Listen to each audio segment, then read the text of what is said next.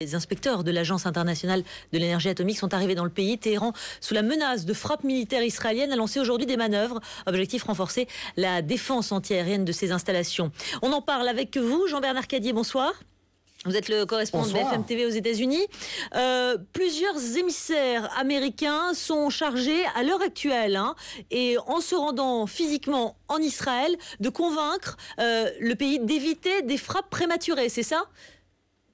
Oui, parce que la tension monte, la pression que met Washington sur Israël en disant « ce n'est pas le moment, non, vous n'avez pas notre feu vert pour lancer des frappes sur les installations nucléaires iraniennes ».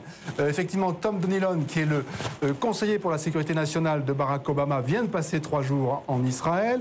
Le général Dempsey, l'officier le plus gradé de l'armée américaine, le chef d'état-major, a dit hier à la télévision « ça n'est pas prudent ». Ça serait déstabilisant si Israël frappait maintenant les installations nucléaires iraniennes. Le raisonnement américain, c'est que le danger n'est pas imminent. Pour les Américains, il y a en gros, ils ne le disent pas, mais on sent que c'est à peu près le chiffre qui circule ici, 18 mois entre maintenant et le moment où la fabrication du bombe atomique serait irréversible. En 18 mois, on peut espérer que les sanctions fonctionnent. Et l'autre raisonnement américain, c'est comme couper la pelouse, disent-ils. C'est comme tondre la pelouse. Vous coupez l'herbe, elle repousse immanquablement.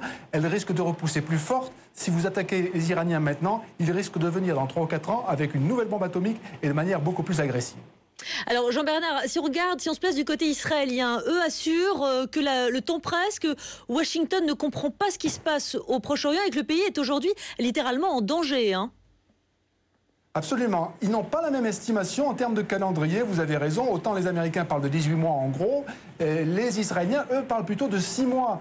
Et c'est pour ça qu'on pense ici que les Israéliens envisagent de frapper quelque part entre avril, mai, juin, sans attendre. Leur raisonnement, c'est notre sécurité nationale, c'est nous qui en sommes responsables. Vous, les Américains, vous avez une autre vision, mais notre sécurité, c'est nous qui nous en occupons.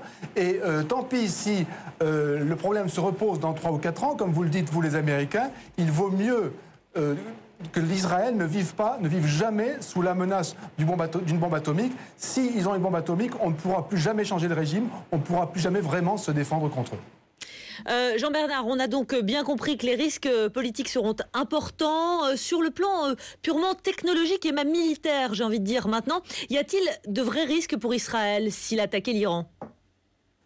Alors, de manière très intéressante, il y a un article dans le New York Times, ici, ce matin, qui donne en détail tout ce à quoi pourrait ressembler une attaque israélienne sur l'Iran, avec plus de détails qu'on n'a jamais vu. Quel type d'avion, quel itinéraire, quel type de bombe.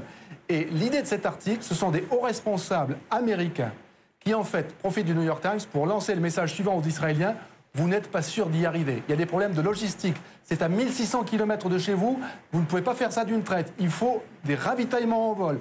Vous n'avez pas assez d'avions pour ravitailler en vol. Si vous avez des ravitailleurs, il vous faudra encore d'autres dizaines d'avions pour protéger les ravitailleurs. Vous n'y arriverez peut-être pas forcément. Des détails aussi sur les bombes. Vous n'avez pas des bombes suffisamment puissantes pour percer les bunkers iraniens. Vous avez des bombes de 5000 livres. Il faut des bombes de 30 000 livres. Vous voyez, on rentre vraiment dans le détail. Le message du Pentagone est le même que celui d'Obama. C'est une opération que vous ne pouvez pas forcément mener tout seul. Vous auriez besoin de nous, soit en logistique, soit éventuellement pour finir le travail. Mais nous, aujourd'hui, nous refusons de vous donner notre feu vert. Ce n'est pas le moment de bombarder l'Iran.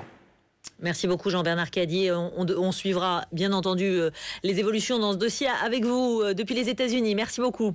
Tout de suite, c'est l'écho du soir.